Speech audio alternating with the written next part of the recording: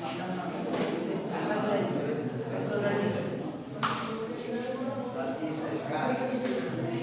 dear students, you are most welcome for my English classes.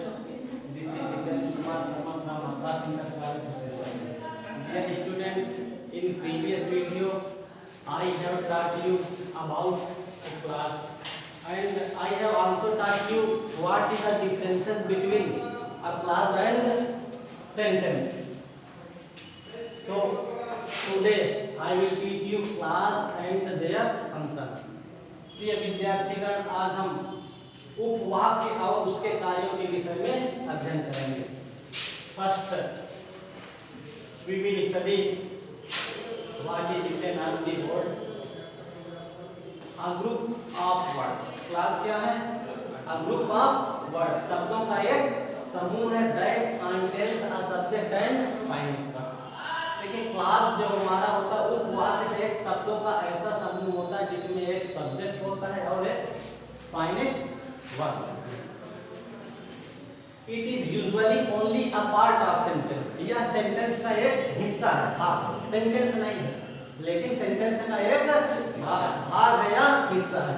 क्योंकि sentence जो होता है अपने आप में पूर्ण होता है, परफेक्ट होता है। आई मीन टू से, मेरा कहने का मतलब है, a sentence is also a group of words that gives a complete sentence, that gives a complete sentence। देखिए, जो सेंटेंस हमारा होता है ग्रुप ऑफ वर्ड, वो भी शब्दों का एक ऐसा समूह होता है जो एक पूर्ण अर्थ या पूर्ण भाव प्रकट करता है। लेकिन जो हमारा उपवाक्य होता है यह उस सेंटेंस का एक छोटा सा हिस्सा होता है। जैसे हमारी फाइनाइट वर्ब लिखी हुई, फाइनाइट वर्ब के विषय में हमने कल बताया था कि नहीं? फाइनाइट वर्ब क्या होती है?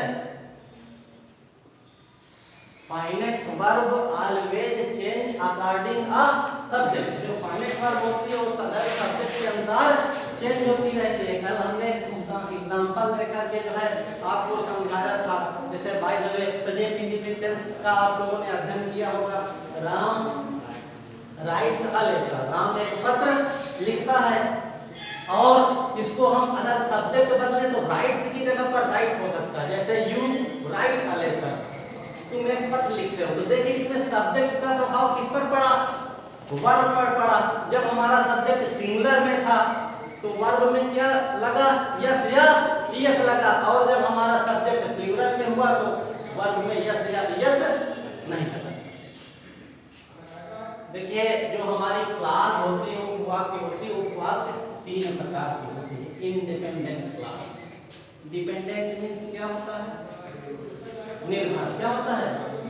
निर्भर। इंडिपेंडेंट मीन्स जो निर्भर ना हो, अर्थात जो आश्रित ना हो। तो इसको हम प्रिंसिपल क्लास या मेन क्लास के नाम से भी जानते हैं। पहले का आशा यह है कि independent class is known by the name of principal class or main class। independent को हम principal class या main class के नाम से जानते हैं। मुख्य उपवाक्य, इसका अर्थ क्या होगा? मुख्य उपवाक्य। नेक्स्ट हमारा है डिपेंडेंट क्लास, अर्थात जो आश्रित हो। डिपेंडेंट क्लास को किस नाम से हम जानते हैं? Subordinate class. समझ में आ रहा है कि नहीं? इंडिपेंडेंट क्लास कौन सी क्लास होती है? मुख्य उपवाक्य। डिपेंडेंट क्लास कौन सी होती है? Subordinate class. ये उपवाक्य होती है, अर्थात ये आश्रित होती है। और इसके मुख्य रूप से कितने भाग होते हैं? इसके जो टाइप्स दिए गए हैं, noun class, adjective class, adverb class. Next हमारा है कोऑर्डिनेट क्लास। कोऑर्डिनेट मीन्स होता है समानुपाती। कैसा क्लास? समान पद, अर्थात जिसका जो पद हो वह समान हो, बराबर हो। और सबसे बड़ी बात यह है कि देखिए, अगर कोई भी सेंटेंस आता है तो उसमें जो प्रिंसिपल क्लास होती है, प्रिंसिपल क्लास के साथ या तो डिपेंडेंट क्लास में सबऑर्डिनेट क्लास आएगी या तो कोऑर्डिनेट क्लास आएगी। जैसे मान लीजिए कि कोई भी एग्जांपल है,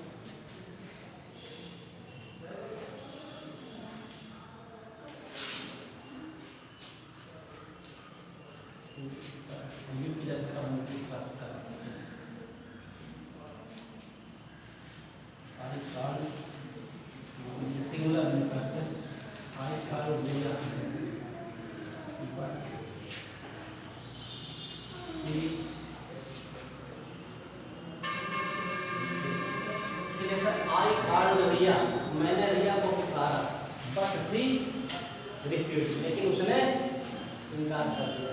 देखिए ये क्लॉज है कि सेंटेंस है, क्या है? सेंटेंस है। सेंटेंस है, लेकिन ये इस सेंटेंस में देखिए कि ये सब्जेक्ट है हमारा, वर्ब है, ऑब्जेक्ट है, और ये किससे जुड़ा हुआ है? एक कंजक्शन के माध्यम से जुड़ा हुआ है। नेक्स्ट हमारा सी है और सी सब्जेक्ट के रूप में है, और आगे है रिफ्यूज। रिफ्यूज क्या है? वर्ब। देखिए इस सेंटेंस में दो सेंटेंस का निर्माण होता है, एक तो इसकी भी अपनी सब्जेक्ट है और वर्ब है, और इस सेंटेंस में इसका भी अपना सब्जेक्ट है और वर्ब है। मतलब क्लॉज होता क्या है? क्लॉज एक जो है बड़े जुमले के अंदर एक छोटा जुमला होता है, बड़े कथन के अंदर एक छोटा कथन होता है, जिसका अपना सब्जेक्ट होता है और वर्ब होता है। तो क्लॉज का भी अपना सब्जेक्ट और वर्ब होता है, सेंटेंस जो मेन होता है उसका भी अपना सब्जेक्ट और वर्ब होता है। तो आई कॉल्ड रिया, मैंने रिया को पुकारा। देखिए ये हमारा एक प्रकार से केवल सेंटेंस है। मान लीजिए कि हमने इतना आगे का नहीं लिखा। देखिए आई कॉल्ड रिया, मैंने रिया को पुकारा। अब तो ये हमारा हो गया एक प्रकार का सेंटेंस, लेकिन इसके बाद में एक सेंटेंस का एक वाक्य का हमने निर्माण और किया। जब ये दो प्रकार के वाक्य एक ही सेंटेंस में मिश्रित हो गए तो यही हमारी क्लॉज होती है।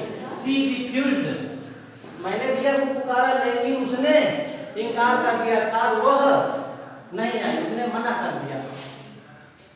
तो देखिए हमारा हो गया प्रिंसिपल क्लॉज।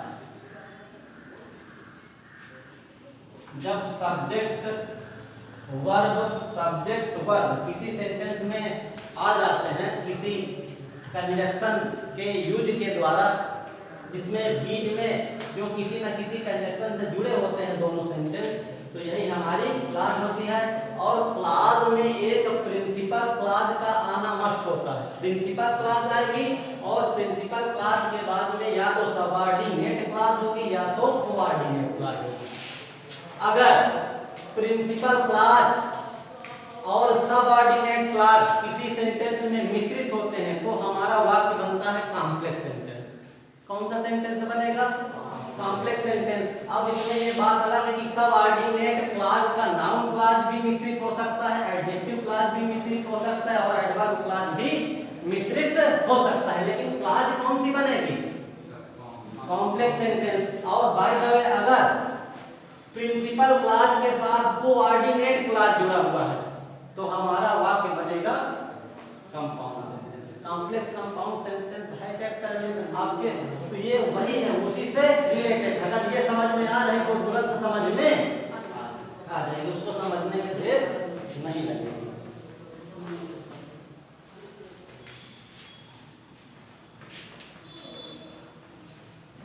देखिए इनके कंजक्शंस में भी डिफरेंसेस होता है। जैसे जो हमारी सबऑर्डिनेट क्लॉज के जो कंजक्शन होते हैं, जैसे कोई भी, जैसे अभी एक सेंटेंस हमने लिखा था, उसमें कौन सा वर्ड आया था, किस कनेक्टिव के माध्यम से जुड़ा हुआ था? बट के माध्यम से जुड़ा हुआ था। तो ये बट जो है आता है, ये है कोऑर्डिनेट कंजक्शन। कैसा कंजक्शन है? कोऑर्डिनेट। कोऑर्डिनेट कंजक्शन का अगर यूज हो गया तो हमारा कौन सा सेंटेंस बनेगा? Compound sentence. इसका मतलब जो अभी सेंटेंस था कैसा था वो? Compound sentence. अगर कोई भी क्वेश्चन वर्ड के माध्यम से कोई भी सेंटेंस जुड़ा हुआ हो, उसमें दो सेंटेंस आए हो, तो वो हमारा होगा कॉम्प्लेक्स सेंटेंस। कोई भी हो सकता है, जैसे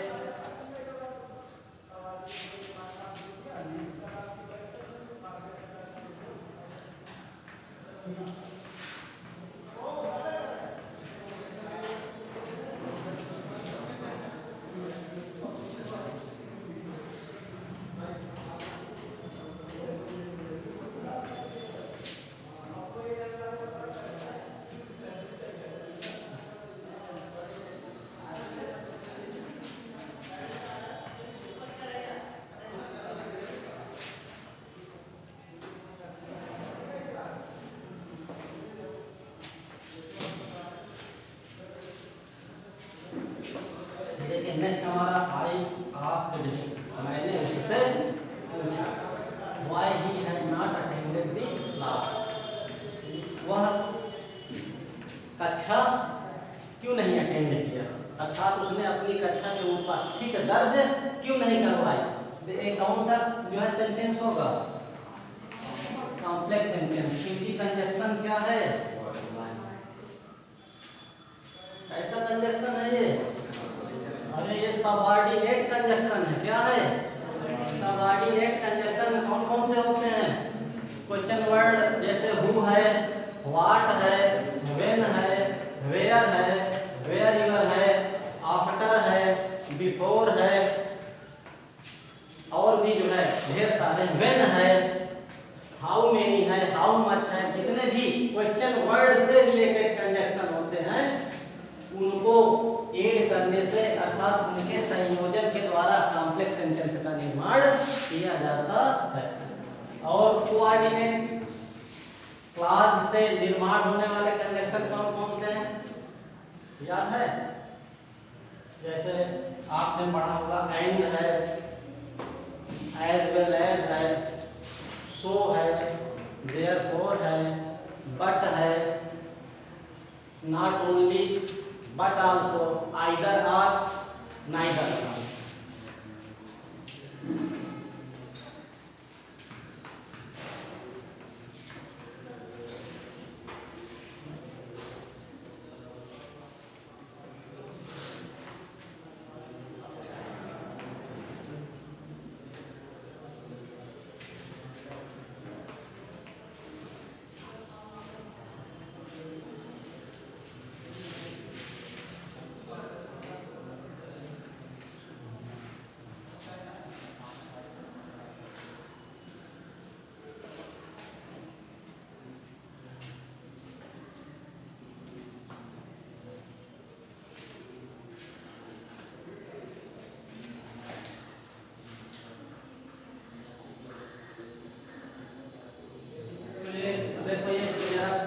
ऐसा जो है सेंटेंस है, इस सेंटेंस को हम क्या नाम दें, ऐसा सेंटेंस है, ये सेंटेंस, इसमें अपना सब्जेक्ट है, वर्ब है, ऑब्जेक्ट है, सब्जेक्ट है और मेन वर्ब है। देखिए इसमें कौन सी, इस क्लास में कौन सा प्रिंसिपल क्लॉज है और कौन सा सबऑर्डिनेट क्लॉज है, बता सकते हो? कल भी हम यही चैप्टर समझा रहे हैं शायद,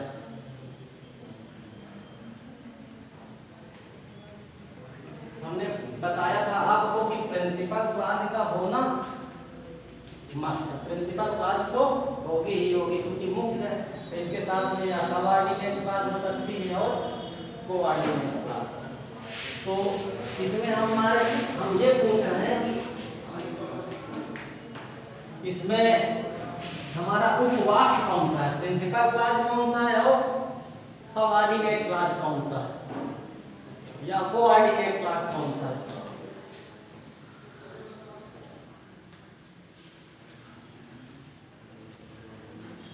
इतना तो जानते हैं कि दो अलग अलग ये भाग हैं, इतना पता है, ये भी अलग है और एक सेंटेंस ये भी। देखिए जिस सेंटेंस में पहले कोई कंजक्शन लगा हो सबऑर्डिनेट क्लॉज होती है, नहीं समझ पाए, यह हमने समझाया। जिस सेंटेंस अर्थात के पहले कोई कनेक्टिव लगा हो, कौन सी क्लॉज होगी,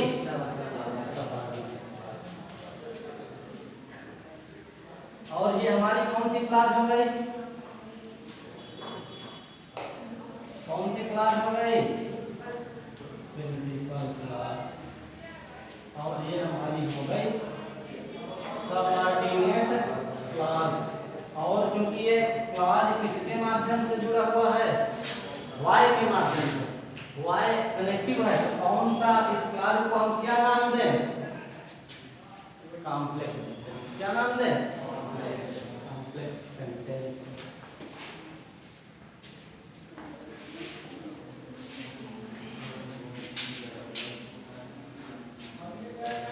कोई सेंटेंस जो है आप लोग जरा बताएं, कोई भी सेंटेंस बोलो छोटा सा, बोलिए जल्दी से, अरे कुछ बोल सकते हो, आई एम स्टूडेंट, आई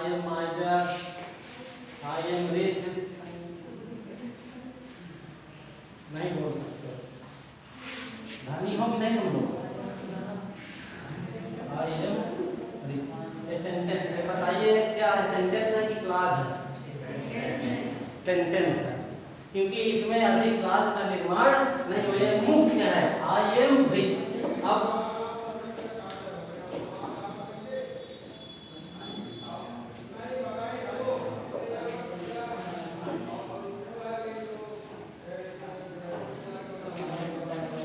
देखिए आई एम रिच ये क्या है हमारा, तो इसमें भाग होगा। एक है हमारा आई एम रिच, मैं धनी हूँ। नेक्स्ट बट आई एम माइजर, लेकिन मैं कंजूस हूँ। तो ये क्या है, क्लास जो हमने पहले लिखा आई एम रिच, ये हमारा हुआ प्रिंसिपल। और उसके बाद में कौन सा सेंटेंस इसमें ऐड किया गया, माइजर। तो माइजर क्या हुआ, अर्थात ये बट के माध्यम से जुड़ा हुआ, इसलिए कोऑर्डिनेट क्लास हुआ।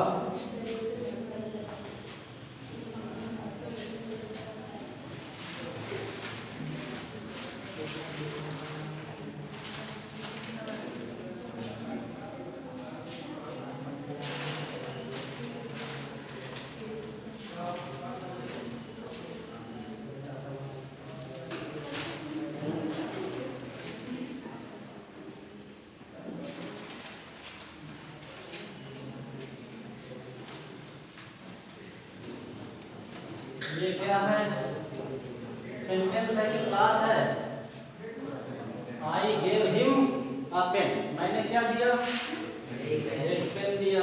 ये हमारा सेंटेंस है, क्योंकि सेंटेंस में भी सब्जेक्ट होता है और क्या होता है, प्रेडिकेट। क्या होता है, अपना सब्जेक्ट भी होता है और प्रेडिकेट भी होता है। और देखिए ये क्योंकि सेंटेंस है, तो सेंटेंस जो होता है प्रिंसिपल में ही होता है, प्रिंसिपल क्लास ही होती है। सिंगल सेंटेंस प्रिंसिपल क्लास है। अगर हम इसी में किसी को किसी कंजक्शन के माध्यम से एक नए सेंटेंस का इसी में निर्माण करते हैं तो हमारी क्लास कहलाएगी।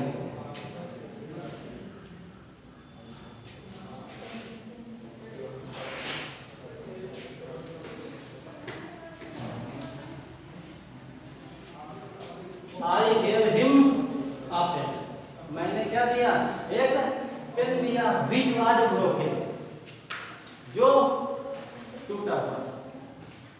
तो ये हमारा कौन सी क्लास हुआ, I gave him a pen, principal class.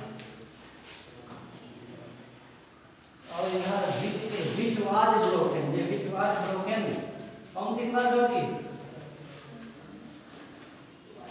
नहीं समझ में आ रहा, सबऑर्डिनेट क्लास।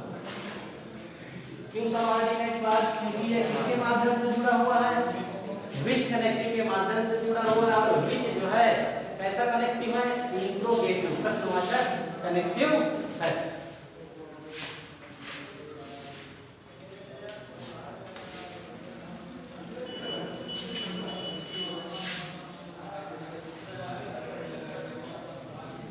देखिए अब आपको पढ़ाया जाना है नाउन क्लास। नाउन क्लास का अध्ययन करेंगे। प्रिंसिपल क्लास को आपको नहीं पढ़ाया जाएगा, क्योंकि प्रिंसिपल क्लास सभी में होती है। नाउन क्लास पढ़ाया जाएगा, नाउन क्लास के माध्यम से ही उसी में प्रिंसिपल क्लास को समझाते हैं।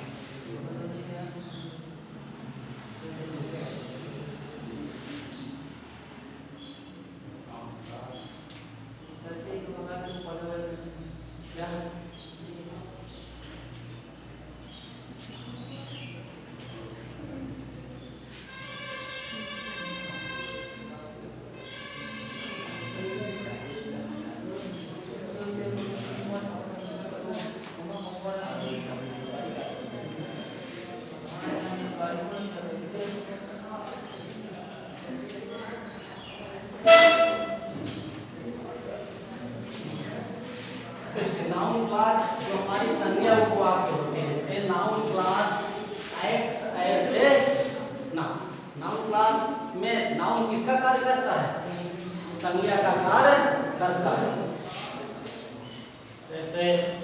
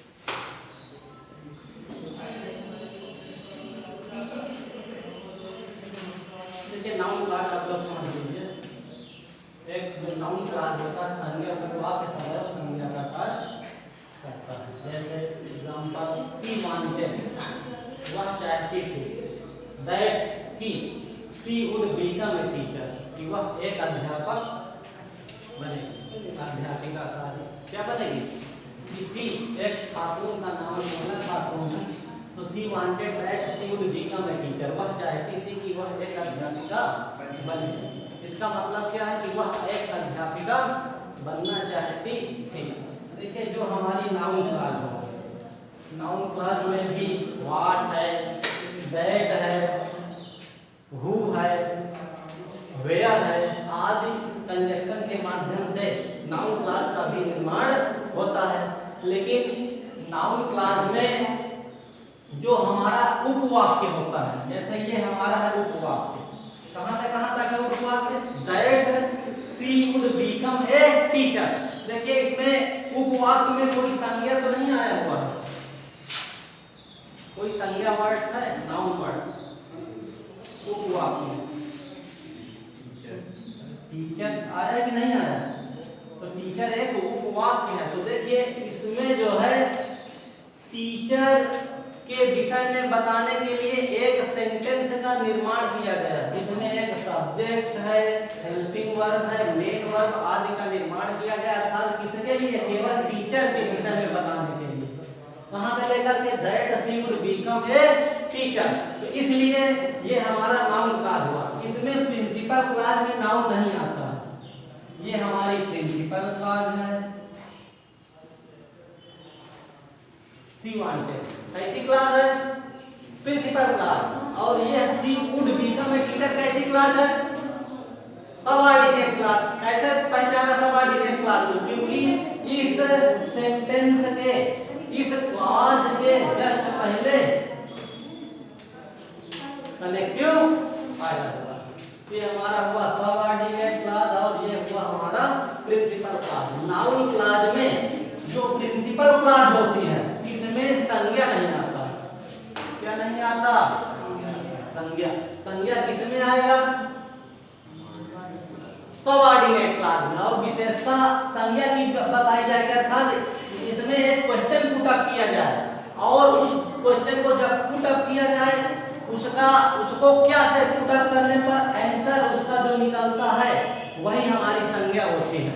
जैसे शी वांटेड, वह चाहती थी, अरे वो क्या चाहती थी, आंसर हमको कौन क्लॉज दे रहा है, केवल हमने इसे क्वेश्चन पुट अप किया, शी वांटेड वह चाहती थी, क्या से प्रश्न करो, क्या चाहती थी, she would become a teacher, वह एक अध्यापिका बनना चाहती थी। तो यहाँ पर जो हमारा टीचर शब्द है ये संज्ञा है, और इस टीचर शब्द को के विषय में बताने के लिए, मतलब कि ये जो है पूरा क्लॉज का क्लॉज इसके प्रश्न का जवाब दे रहा, प्रिंसिपल क्लॉज के प्रश्न का जवाब दे रहा कि वह एक अध्यापिका बनना चाहती थी, इसलिए हमारा हुआ नाउन क्लॉज। समझ गए, चाहे इसको इस तरह से हम देख सकते हैं, जैसे ये तो इंग्लिश में अलग अलग जो है वाक्यों के माध्यम से अपनी बात कही गई, इसको हम एक वाक्य के माध्यम से भी कह सकते हैं, कोई जरूरी नहीं कि हम दो ही वाक्य का प्रयोग करें। जैसे हम इसको इस तरह से भी समझ सकते हैं, शी वांटेड, वह चाहती थी, to become a teacher.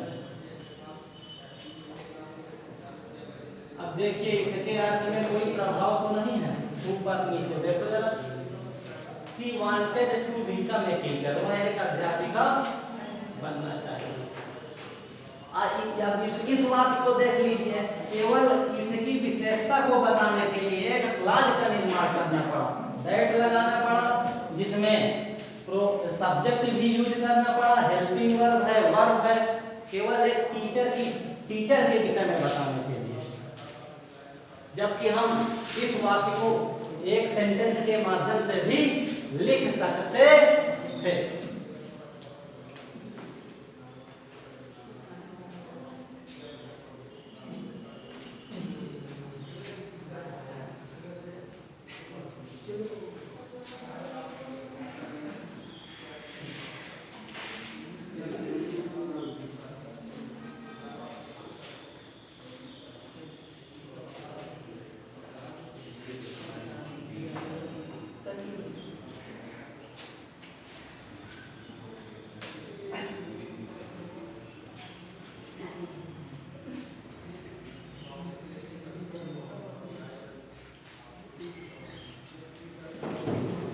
Tell me, मुझे बताओ। देखिए अलग अलग कॉम्प्लेक्स सेंटेंस के निर्माण में अलग अलग, क्योंकि अभी तक हम कंबाइंड बता रहे हैं, अलग अलग सेंटेंस लिख करके हम समझाएं तो शायद और समझ में आएगा। क्यों दिव्यांग नहीं समझ में आ रहा है क्या? जैसे टेल मी, मुझे बताओ, व्हाट इज योर नेम, तुम्हारा नाम क्या है। अब जैसे अलग अलग है तो आप दे देंगे कि इसको किसमें बनाना है, कॉम्प्लेक्स सेंटेंस को निर्माण करना है। देखिए टेल मी करना क्या है, टेल मी। देखिए इसमें क्वेश्चन वर्ड कौन सा है, व्हाट।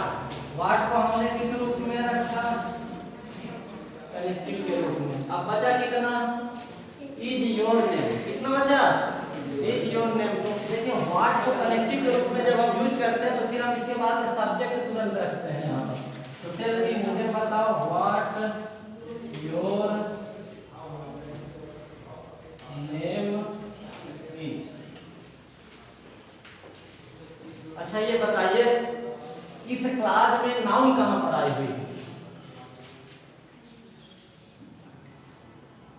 ये हमारा क्लास बना, कंबाइंड किया इसको, नाउन कहां पर आया हुआ है, पूरा सेंटेंस पढ़िए और रीड करिए। इसके पहले भी समझाया गया है। टेल मी, मुझे बताओ, व्हाट योर नेम, नेम क्या है, तो इस नाम के विषय में बताने के लिए इसको एक अलग सेंटेंस का निर्माण किया गया। जैसे टेल मी, मुझे बताओ, अरे क्या बताओ, हमने तुमको पहले ही बताया था कि नाउन क्लॉज में जब हम प्रिंसिपल क्लॉज से क्या क्वेश्चन पुट अप करेंगे, क्या प्रश्न करेंगे और उसका जवाब हमें सबऑर्डिनेट क्लॉज दे तो वो हमारी नाउन क्लॉज होती है। तो टेल मी, मुझे बताओ, व्हाट योर नेम इज, क्या तुम्हारा नाम है। तुमने कहा गया मुझे बताओ क्या, अरे मुझे क्या बताओ कि क्या तुम्हारा नाम है। नेक्स्ट एग्जांपल,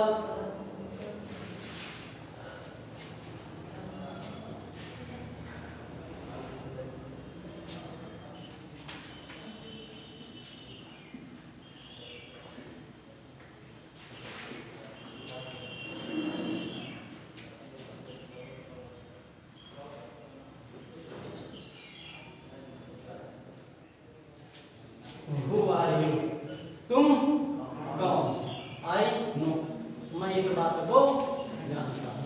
अब इसको क्या करना है, कैसा सेंटेंस बनाना है, कॉम्प्लेक्स सेंटेंस। चलिए बनाइए, कैसे बनाओगे कॉम्प्लेक्स सेंटेंस। वेरी गुड, क्या बनेगा, I know, मैं जानता हूँ, हु, यू,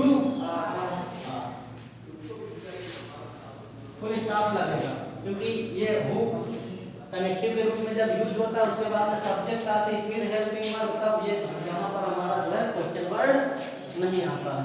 तो मैं जानता हूँ, अरे क्या जानता हूँ, हु आर यू, कौन तुम हो। तो क्या क्वेश्चन पुट अप किया गया तो इसका आंसर प्राप्त होता है। मैं जानता हूं, जानने का आंसर प्राप्त हुआ कि हु आर यू, अर्थात कौन तुम हो। जिसमें नाम किसी किसी सेंटेंस में कोई आवश्यक नहीं होता कि नाउन आए, लेकिन ये सभी वर्ड से मिलकर के तुमने बहुत अच्छा क्वेश्चन पुट अप किया है, ये नाउन का कार्य करते हैं, अर्थात ये जो है इसके उत्तर को देते हैं। जैसे अगर कहा जाए किसी बात में कि आई नो यू, मैं तुमको जानता हूं, तो इसमें उत्तर मिल गया कि मैं जानता हूं, किसको जानता हूं, तुमको, केवल एक वर्ड में मिल गया।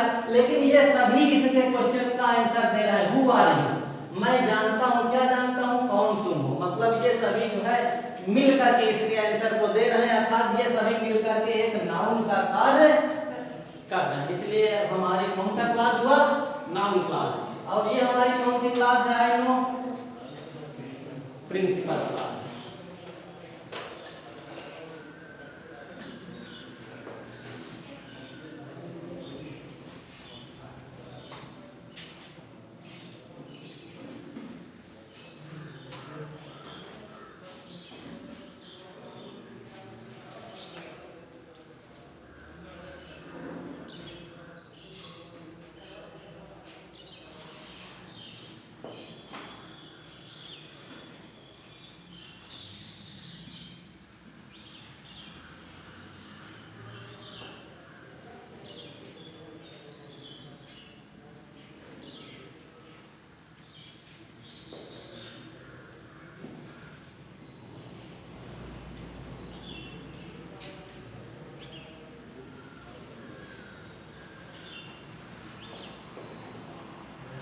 देखिए एक हमारा सेंटेंस है टेल मी।